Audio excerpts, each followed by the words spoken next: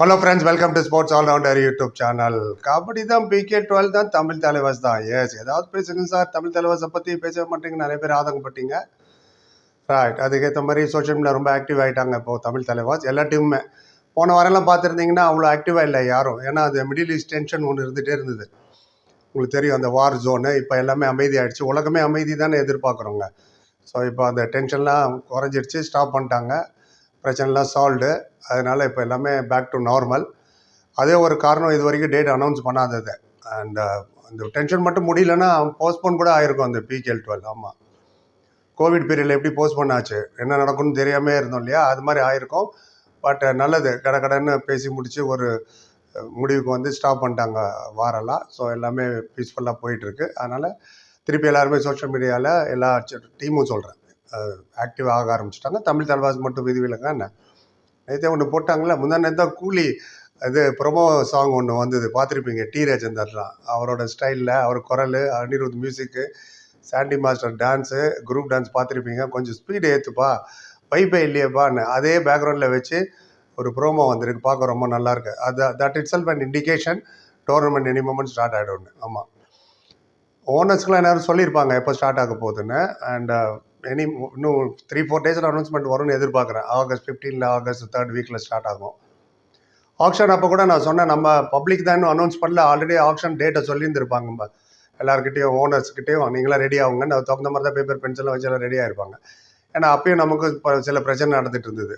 Tension 2 மாதம் முன்னாடி action அப்போவும். ஸோ அது கிளியர் ஆனோன்னா டக்குன்னு அனௌன்ஸ் பண்ணிட்டாங்க, இன்னும் 5 நாள் ஆக்ஷன். அதே மாதிரி டக்குன்னு அனௌன்ஸ்மெண்ட் வந்துடும்.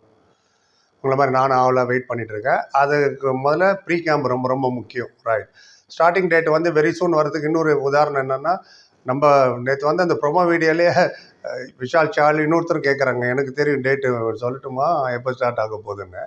ஸோ நிறைய பேர் வேறு சொல்லிங்க, சார் ஈரான் பிளேயர் வருவாங்களா வரமாட்டாங்களா? இப்போ கன்ஃபார்மாக வருவாங்க. இப்போது நீங்கள் முதல்ல வரலனாலும் பரவாயில்ல சார், நம்ம இந்த பிளேயரை வச்சு விளையாடலான்னு. அது எப்படி விளையாட முடியும்? விளையாடலாம், அதில் ஒரு ஃபன்னே இருக்காது. யோசிச்சு பாருங்கள், IPL ஃபாரின் பிளேயர்ஸ் இல்லாமல் வெறும் இந்தியன் பிளேயர்ஸ் ஒண்டி விளையாண்டா யார் பார்ப்பா? அதை ரஞ்சி டிராஃபி மாதிரி, சயித் முஸ்தாக் அலி மாதிரி, ஒரு துலீப் டிராஃபி மாதிரி இருக்கும், பார்ப்பாங்க. இருந்தாலும் அந்த வைப் இருக்காது. அதே மாதிரி தான் ஈரானியன் பிளேயர்ஸ் இல்லைன்னா இது வந்து யுவா கபடி வந்து சீனியர் யுவா கபடி மாதிரி ஆயிருக்கும். அவ்வளோதான். டொமஸ்டிக் மேட்ச், நேஷனல் மேட்சஸ் விளையாடுற மாதிரி தான். இப்போ டெஸ்ட் மேட்ச்ல எத்தனை பேர் பார்க்குறீங்க? T20 மட்டும் தானே பார்க்குறீங்க. அது மாதிரி தான் ஆயிருக்கும். அதனால் ஈரானியன் பிளேயர்ஸ் ஆர் மஸ்ட்டு. அவங்க வரலனாலே அது போசணும் ஆயிருக்கும் கண்டிப்பாக. ஸோ நான் போன வாரமே இதை ஏன் சொல்லலாம், நீங்களாம் பதறிடுவீங்கன்னு தான் அதை நான் சொல்லவே இல்லை. பட் நடந்த நிறையா டோர்னமெண்ட்ஸ்லாம் இந்த கடந்த எத்தனையோ வருஷத்தை சில பிரச்சனையில் போஸ்ட்போன்லாம் ஆயிருக்கு. நாட் ஓன்லி கபடி, கிரிக்கெட்டு, பல விஷயங்கள் சொல்லலாம். ஸோ அதனால் ஈரான் பிளேயர்ஸ் மஸ்ட். ஏன்னா ஓவர்சீஸ் பிளேயரில் அங்கேயானும் IPL உங்களுக்கு New Zealand, Australia, south Africa, Sri Lanka, west Indies, Netherland, இன்னும் ஸோ மெனி எல்லா கண்ட்ரிலேருந்து வராங்களா. ஸோ 1-2 கண்ட்ரி வரலன்னா பரவாயில்ல. ஆனால் இங்கே அப்படி இல்லை, எல்லாமே மெயினாக ஈரான் தான். மிஞ்சி பண்ண ஜாங் லீ அவர் ஒருத்தர் இருக்கார், கொரியன் பிளேயர், அப்புறம் ஒரு நேபாள் பிளேயர்னு நினைக்கிறேன்.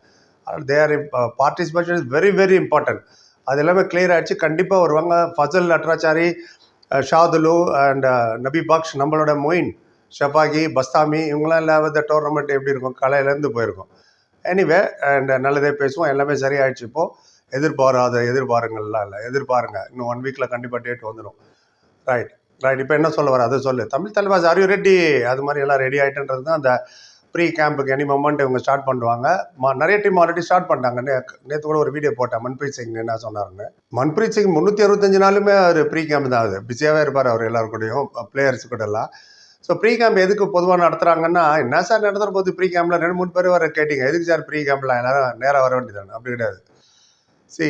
ஸ்கில் லெவல் படி எல்லாருக்கும் ஸ்கில் லெவல் தான், எல்லாருக்கும் எல்லாமே தெரியும். அதனால தான் ஆக்ஷனில் எடுத்தது. சும்மா ஒன்றும் யாரையும் எடுக்கல.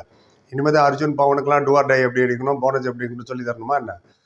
அதே மாதிரி நிதிஷ்குமாருக்கு ஆகட்டும், சாகர் ஆகட்டும், ஆங்கிள் ஹோல்டு, தை ஹோல்டு, எல்லாம் செயின் ஹோல்டுலாம் எப்படி பண்ணணும்னு சொல்ல தேவையில்லை. ஆனால் இந்த புதுசாக வந்திருக்காங்களா NYPஸ்லாம், இப்போ நம்ம ஸ்கூல்லே எடுத்துங்களேன். திடீர்னு ஒரு புது ஸ்கூலுக்கு போகிறோம், புது கிளாஸ் ரூமுக்கு போகும்போது நமக்கு 1 மாதம் ஆகும் செட் ஆகிறதுக்கு. இவன் தான்ப்பா விஸ்வேஷ், இவன் தான்ப்பா வர்கீஸ், அவர் தான் ஜானு, அவர் தான் குமார், இந்த மாதிரிலாம். அதே மாதிரி தான் இங்கேயும். ஸோ இப்போ NYPலாம் ஜெல் ஆகணும். எல்லோரும் ஒன்றா ஜெல் ஆனால் தான் டீம் ஒரு எஃபெக்ட் தெரியும் உங்களுக்கு. இப்போ IPL ஆனால் 1 வாரம் முன்னாடி தான் ஜெல்லாக வராங்க. ஏன்னா இன்டர்நேஷனல் மேட்சஸ்லாம் நிறையா இருக்கும், குடுகுடுன்னு வந்து ஸ்டார்ட் பண்ண வேண்டியிருக்கு. இது அப்படி இல்லை, 1 மந்த் உங்களுக்கு டைம் இருக்கும். சாரிடா, 1 month to 4 weeks to 6 weeks. அப்போ தான் வந்து ஜூனியர்ஸ்லாம் வந்து சீனியர்ஸ்ட்டை கற்றுக்கிறதாகட்டும், கேட்டு தெரிஞ்சுக்கிறதாகட்டும், ப்ராக்டிஸ் பண்ணும்போது என்னென்ன டவுட் இருக்கோ இது எல்லாமே கேட்டு கிளியர் பண்ணிக்கணும்.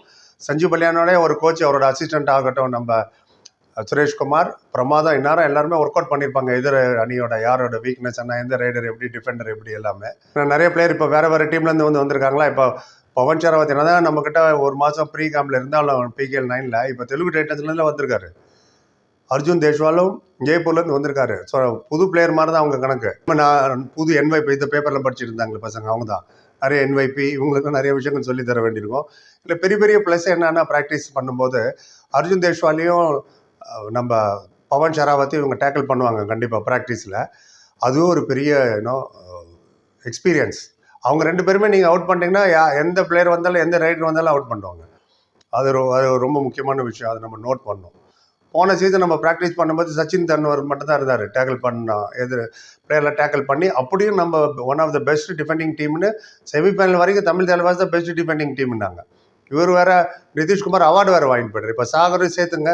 அது நம்ம ப்ராக்டிஸ் பண்ணும்போது நீங்கள் அர்ஜுன் தேஷ்வாலையும் பவனையும் எப்படி டேக்கிள் பண்ண போகிறீங்க, எப்படி செயின் ஹோல்டு, ஆங்கிள் ஹோல்டு, எப்படி அவங்க டபாய்க்கிறாங்க, எப்படி இது பண்ணுறாங்களா பார்த்து கற்றுக்கும் போது அதுவே ஒரு பயங்கரமான எக்ஸ்பீரியன்ஸு. அண்ட் மோர் ஓவர் இப்போ ப்ரீ கேம்பில் தான் கான்ஃபிடென்ஸை கொடுப்பாங்க. உன்னால் முடியும் தம்பின்னு சொல்கிறது அதுதான். எல்லா பிளேயருக்கும் ஒன்றும் கவலைப்படாதீங்க, புது பிளேயராக இருந்தால் we can beat anyone. அதில் அஷன் குமார் முதலேருந்தே சொல்லுவார், தும் नहीं कर सकता कोई नहीं कर सकताன்னுவார். உன்னால் பண்ண முடியல, யாராலையும் பண்ண முடியாது நினச்சிட்டு இறங்க மேட் விடன்னு. PKL 9 சொல்கிறேன். PKL 10 தான் தாறுமாறாக போச்சு, அது விடுங்க. PKL 11 4-5 இன்னும் கேப்டனு, ஏகப்பட்ட வைஸ் கேப்டனு, ஒரே குழப்பமாக இருக்குது. ஆனால் இந்த வாட்டியில் எல்லாம் தெளிவாக ஈவன் ஓனரே சொல்லிட்டாரு, இஸ் பார் கப் ஜித்னான்னு. இந்த வாட்டி கப்பு ஜெயிக்கிறது அது தகுந்த மாதிரி தான் டிஃபென்ஸை ரீட்டைன் பண்ணிவிட்டு ரைடருக்கு போய் எடுத்துருக்கோம். High flyer and raid machine இவங்களோட ஒரு நல்ல ரைடர் வேணும். And Pawan Sehrawat has a point to prove. Arjun also, Arjun, Sanjeev Baliyan and Suresh Kumar 3 பேரும் ஒன்றா அங்கே வந்திருக்காங்க ஜெய்ப்பூர்லேருந்து. They have a point to prove also. போன சீசன் ஏன் நம்ம தோற்றோம், டிஃபென்ஸ் ரொம்ப நல்லா இருந்தோம். மோயின் தான் ஜாஸ்தி raid 103 point, Narender 82 point, Sachin 82 point, 3 கூட்டினாலே 267. அங்கே ஒரே ஆள் 301 எடுத்துகிட்டு போயிட்டார், தேவாங் மட்டுமே. அவளையே ஆஷும் அலிக்கு மட்டுமே 262. நம்ம 3 பேர் சேர்ந்து 267. Arjun Deshwal 227. So right is very very important. Batsman score பண்ணால் தானே பவுலர் நிறுத்த முடியும். 80 ஆல் அவுட் 70 ஆல் அவுட் இருந்தால் இப்போ பாருங்கள் 35 பாயிண்ட் மினிமம் இவங்களை எடுத்து கொடுத்துட்டாலே ஆட்டோமேட்டிக்காக டிஃபென்ஸ் இன்னும் ஸ்ட்ராங் ஆகும். இந்த வாட்டி இன்னும் நல்லா ஹெவி ஸ்ட்ராங்காக இருக்குது. மோயின் ஷஃபைக்கு மோர் டிஃபென்ஸில் கான்சன்ட்ரேட் பண்ணலாம், இமான்ஷு கான்சன்ட்ரேட் பண்ணலாம். முன்னையான நம்ம ரைடு பாயிண்ட் எடுக்கணும், யார் எப்படி கவர் பண்ணணும், எவ்வளோ ஷீல்டு பண்ணணும், யார் எத்தனை நிமிஷம் விளையாடணும், எந்த ரைடர் எப்போ போகணும், குழப்பத்தில் இருக்கும். இப்போ ஒன்றுமே இல்லை. Close your eyes. Arjun, Pawan and Narender தேவைப்படும் போது ரொட்டேஷனில் போயிட்டே இருப்பாங்க. நீங்கள் என்ன இவரை பாருங்களேன், மன்பிரீத் அப்படி தான் பண்ணியிருப்பார். வெற்றியின் ரகசியமே அதுதான். பெரிய பிளேயரை நம்பி இல்லை, ஒரு ஷாதுல் இருந்தால் தான் நாங்கள் ஜெயிப்போம்லாம் இல்லை. பாருங்கள், வினய் தேவாட்டே ஆகட்டும், விஷால் டாட்டேன்னு ஒருத்தர், இந்த பட்டாரே அவர் ஒன்று, இவங்க சிவம் பட்டாரே, இவங்க 3 பேரும் மாற்றி 35 நிமிஷம் யாராவது ஒருத்தர் இருந்துகிட்டே இருந்தாங்க. அதே மாதிரி நம்ம பிளேயர் இருப்பாங்க. அது புறமா வீடியோ ரொம்ப ஜாலியாக இருந்தது. நரேந்தர்லாம் விவசாயின்னு உட்காந்துருக்கார் டிராக்டரில். ஆமாம், நல்லா அது பார்த்து ஒரு சிரிக்கிறார் விவசாயி. அண்ட் இன்னொருத்தர் ஆற்றுல நாங்களாம் குளிப்போம், நிறைய பேர் தெரிஞ்சுருங்க, தஞ்சாவூர் மாவட்டத்தில் வந்ததுனால ஆற்றுல குளிக்கும் போது சொருவல்னு இருக்கும், அப்படி சொல்லுவோம். அது ஒருத்தர் அப்படியே டைவ் அடிக்கிறாரு பிரிட்ஜு மேலே இருந்து. நல்லா இருந்தது பார்க்குறது. அது கபடி, அதான் டுக்கிங்கிறது. ஸோ இந்த மாதிரி இது ஆகட்டும். அண்ட் பைக்கில் போகிறாரு அஷிஷ், அப்படியே ஸ்டைலாக ஒவ்வொருத்தர். இவர் அர்ஜுன் தேஷ்வால் தான் எடுத்தோன்னே கூப்பிட்றாரு எல்லோரும் வாங்கன்ட்டு, காட்சியில் போடா அப்படின்னு அழகாக ஸ்டைலாக சொன்னார். வெறும் ஸ்கில் லெவல் இருந்தால் மட்டும் பத்தாது, எல்லோரும் ஹாப்பியாக இருக்கணும், சந்தோஷமாக இருக்கணும். பிளேயரு ஒருத்தரோட சக்ஸஸ் தான் இன்னொருத்தரை நம்மளோட சக்ஸஸ்ன்னு நினைக்கணும், ஒருத்தரோட ஃபெயிலியர் நம்ம ஃபெயிலியர்னு நினைக்கணும். அதுக்காக தான் இந்த ஹோல் இன்னும் ப்ரீ செக்ஷன், ப்ரீ கேம்பெயின் நடக்கிறது. அதுவும் இல்லாமல் இப்போ பார்த்தீங்கன்னா இப்போ juniors are slowly taking over. இப்போது பர்தீப் நர்வாலுக்கே யாரும் எடுக்கல, ரிட்டையர் ஆகிட்டார். பவன் ஷராவத் 59 லேக்ஸ் தான், மைட்டி மனிதரே 20 லேக்ஸ் தான்.